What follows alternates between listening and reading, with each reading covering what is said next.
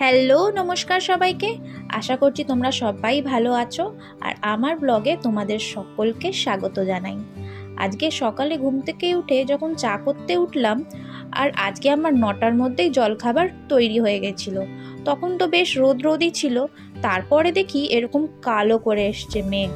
তখন প্রায় ওই 10:30 এরকম হবে। জলখাবারটা খেয়ে যখন আমি রান্নাঘরে রান্না করতে ঢুকলাম তখন বেশ এরকম কালো হয়ে মেঘ করেছে।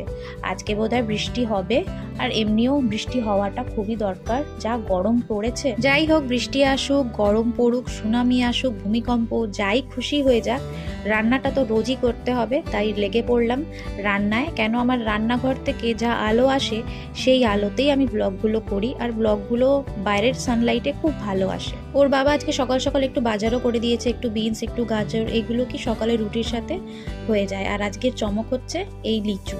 সবাই টুকুস টুকুস করে হাতে পেতে না পেতেই খাওয়া শুরু করে দিয়েছিল। আর এই যে আমের সিজন শুরু হয়ে গেল। এবার আমাদের বাড়িতে প্রায় 5 কেজি করে রোজ আম ঢুকবে। কেন, আমার বর আমের পোকা, ও আম খুব খেতে ভালোবাসে। তারপরে আমি এগুলো সুন্দর করে ফ্রিজে প্যাকেটে করে আটকে রেখে দিলাম। আচ্ছা, এবার রান্নাটা চাপিয়ে দিই। আজকে রান্না হবে, দেখলে বুঝতেই পারছো যে রান্না হবে আজকে এঁচোড়।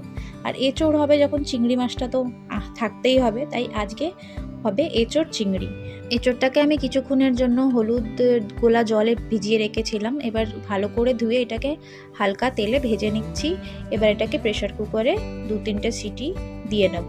আমি একটু মশলাও দিয়ে দিলাম, আদা রসুনের পেস্টও এর মধ্যে দিয়ে দিলাম। এবার আমি আলুগুলো কেটে নিই। এমনিতে আমি এতদিন শর্টস ভিডিওসই দিচ্ছিলাম, এবার জানি না নতুন করে ব্লগ চালু করেছি, এটা তো তোমরা জানোই। আর খুব একটা ভিউজও আসছে না, কিন্তু তাও থামাটা চলবে না, চালিয়ে যেতে হবে। খুব একটা ভিউজ মানে খুব একদমই ভিউজ আসছে না, ওই 7-8টা মতো ভিউজ আসছে। যাই হোক, ওই যে বললাম চালিয়ে যেতেই হবে। আর এখানে আমার প্রেশার কুকারে 3-4টে সিটি দিয়ে নিয়েছি। এবার তেল দিয়ে দিলাম কড়াতে, এঁচোড়টা চাপিয়ে দেবো। চিংড়ি মাছটা প্রথমেই ভেজে নেব, একদম হালকা করে ভাজবো, খুব একটা কড়া করে ভাজবো না, কেন চিংড়ি মাছ তারপরে ছিবড়ে হয়ে যায়। এই রোদ আর মেঘের খেলা কিন্তু 3-4 দিন ধরেই চলছে। আমরা সবাই বৃষ্টির অপেক্ষায়, কেন যতটা মেঘলা হচ্ছে ততটা বেশি ভ্যাপসানি গরম পড়ছে, আর রান্নাঘরে খুবই কষ্ট হয়। তো আজকে আমরা সবাই বৃষ্টির অপেক্ষায়, সবাই শুধু হাঁ করে আকাশের দিকে তাকিয়ে রয়েছি যে বৃষ্টিটা আয় আয়, খুব শান্তি পাবো। এতটাই গরম পড়ে যাচ্ছে যে সত্যি আর নেওয়া যাচ্ছে না সেই গরমটা। আমি তার চিংড়ি মাছগুলো তুলে আলুগুলো ভেজে নিলাম, আর আলুগুলো হালকা নিচে লেগে গেছিলো, কেন মায়ের ফোন চলে এসেছিলো আর আমি গল্প করতে করতে একদম ভুলেই গেছি যে আলু চাপিয়ে গেছি। যাই হোক, দাঁড়ান আগে বাটনাটা করে নিই, কেন কখন লোডশেডিং হয়ে যাবে। তো এখানে পেঁয়াজ, জিরে, কাঁচা লঙ্কা, টমেটো বেটে নেব। আর ওই দেখেন বাটনাটা তো হয়ে গেল, এখানে ফুরফুরে আবার রোদ উঠলো, জানি না কি হবে বাবা।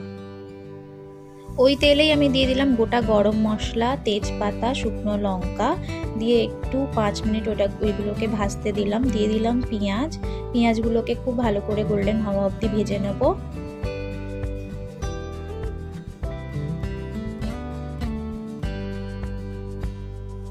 পেঁয়াজগুলো ভাজা হয়ে গেছে। এবার এখানে আমি দিয়ে দিলাম ওই যে পেস্ট করেছিলাম, আর আমার ফ্রিজে আগের থেকে আদা রসুনের কাঁচা লঙ্কার পেস্ট থাকে, কিন্তু একটু পেঁয়াজ আর টমেটোটা বেটে নিয়েছিলাম। এই মশলাগুলোকে খুব ভালো করে কষিয়ে নেব যতক্ষণ না মশলার থেকে তেল ছেড়ে দেয়। এবার লাইন করে আমি দিয়ে দেবো হলুদ, ধনে গুঁড়ো আর নুন। কাশ্মীরি মির্চাটা আছে, কিন্তু কোথায় আছে সে কোথাও খুঁজে পাচ্ছি। ওই যে একটু বেশি যত্নে রেখেছি তাই হয়তো খুঁজে পাচ্ছি না। এরপরে আমি এগুলোকে ভালো করে ভেজে, মশলাগুলোকে ভেজে কিছুক্ষণের জন্য ঢেকে রেখে দেবো।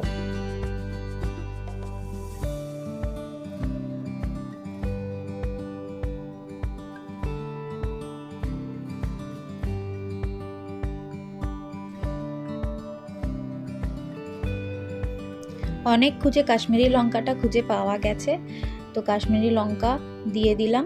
দিয়ে আবার ভালো করে মিশিয়ে আবার ঢেকে দেবো। কাশ্মীরি লঙ্কাটা না হলে না রং হয় না, আর এইসব তরকারি দেখবেন রং না হলে খেতে ইচ্ছা করে।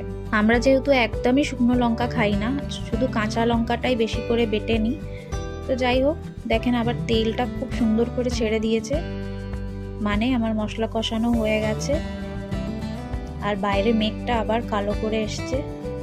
আমি শুধু রান্না করছি আর আকাশের দিকে তাকাচ্ছি যাতে বৃষ্টিটা আসুক আর একটু শান্তি হোক, সব যেন শান্তি পায়। আর ওই যে বলতে না বলতেই বৃষ্টি ঝেঁপে নেমে এলো। উফ, কি যে আরাম এই বৃষ্টি দেখে, সেটা আর বলে বোঝাতে পারবো না। এই এত চড়া গরমের পরে এই যে বৃষ্টিটা দেখা মাত্র মনটা একদম শান্তি হয়ে গেল। পড়ুক, খুব জোরে পড়ুক, সারা দিন আজকে বৃষ্টি পড়ুক, যাতে সব একদম শান্ত হয়ে যায়। আর আমার মশলাটা কষানো হয়ে গেছিলো, এখানে আমি আলু আর চিংড়ি মাছটা সব মশলার সাথে আবার কষিয়ে নেব। আর প্রেসার কুকারে আমি যেই এঁচোড়টা বসিয়েছিলাম ওইখান থেকে আমি হালকা হালকা জল নিয়ে হালকা হালকা মশলাগুলোকে কষিয়ে নেব ঢেকে ঢেকে।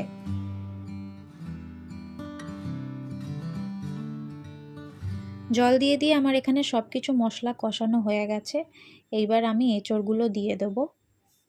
দেখেন রঙটা কি সুন্দর এসেছে কাশ্মীরি লঙ্কা দেওয়ার পর। সিদ্ধ করে রাখা এঁচোড়গুলো দিয়ে দেবো। দিয়ে এবার সব কিছু খুব ভালো করে মিশিয়ে নিব, মানে আরেকটু কষিয়ে নেব সব মশলা, যাতে এঁচোড়েও মশলাগুলো খুব ভালো করে ঢুকে যায়। আর আমি এই রান্নাটা কিন্তু অনেক স্লো প্রসেসে করছি, যাতে আমার মশলাটা ভালো করে কষানো হোক আর ভালো করে মশলাগুলো সব এঁচোড় আলু চিংড়ি মাছে ঢুকে যাক।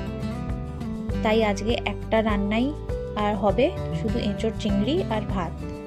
আর ফ্রিজে একটু কালকের ডাল আছে, ওই ডালটা একটু গরম করে নেব। দিয়ে দিলাম জল একটু বেশি দিইনি, আমি খুব একটা ঝোল রাখবো না, একটু কষা কষাই রাখবো। আমি সবসময় বলি যে ঝোল রাখবো না, কিন্তু তারপর মনে হয় ঝোল ছাড়া এরা খেতে পারবে না। এরা আবার এইসব মশলা দেওয়া ঝোল খেতে খুব ভালোবাসে, সে মুরগির মাংসই হোক, খাসির মাংসই হোক বা এরকম কিছু হোক। তার উপর থেকে আমি দিয়ে দিলাম ধনেপাতা আর দিয়ে দেবো গরম মশলা, দিয়ে আমি এটা কিছুক্ষণ ঢেকে দেবো। ঘি হলে ভালো হতো, কিন্তু আজকে ঘি নেই, তাই এমনি থাক, কিছুক্ষণের জন্য এটা ঢেকে দেবো। আর দাঁড়ান একটু আমার বেড়ালটাকে খেতে দিয়ে দিই, সেই থেকে গন্ধ পেয়ে বারবার রান্নাঘরে এসে ঘুরে ঘুরে যাচ্ছে। আচ্ছা, আপনাদের সাথে তো আমার বেড়ালটাকে আলাপ করানোই হয়নি, দাঁড়ান।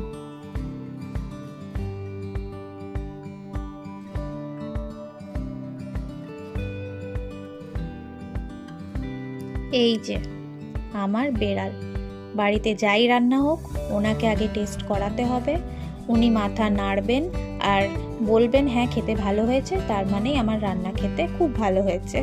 আচ্ছা জানেন তো, এই বিড়াল কিন্তু সেই বিড়াল না, এই বিড়ালের অনেক বেঁচে কুচে জিনিস খায়। যেমন এই বিড়ালটা মাছ খেতে ভালোবাসে না, মাছের মধ্যে শুধু খায় চিংড়ি মাছ, ইলিশ মাছ আর হ্যাঁ, ও আবার শাক সবজি এরকম জিনিস খেতে খুব ভালোবাসে। আর বাইরে দেখেন কি সুন্দর বৃষ্টি এখনো ঝিরিঝিরি হচ্ছে, বাইরে খুব সুন্দর হাওয়াও দিচ্ছে, তাই একটু বাইরে আপনাদের দেখাতে নিয়ে এলাম। আর একটু চা রান্না করে গরম ধরে গেছে, একটু হাওয়াও খেয়ে যাই। তাহলে চলুন আজকের ব্লগটা এই পর্যন্তই, আবার দেখা হবে অবশ্যই পরের ব্লগে। অবশ্যই আপনারা সবাই কমেন্ট করে জানাবেন, লাইক করবেন, যে কেমন হচ্ছে আমার ব্লগগুলো আমাকে অবশ্যই জানাবেন, আমার এটা জানা খুবই প্রয়োজন। সবাই খুব ভালো থাকবেন, সুস্থ থাকবেন।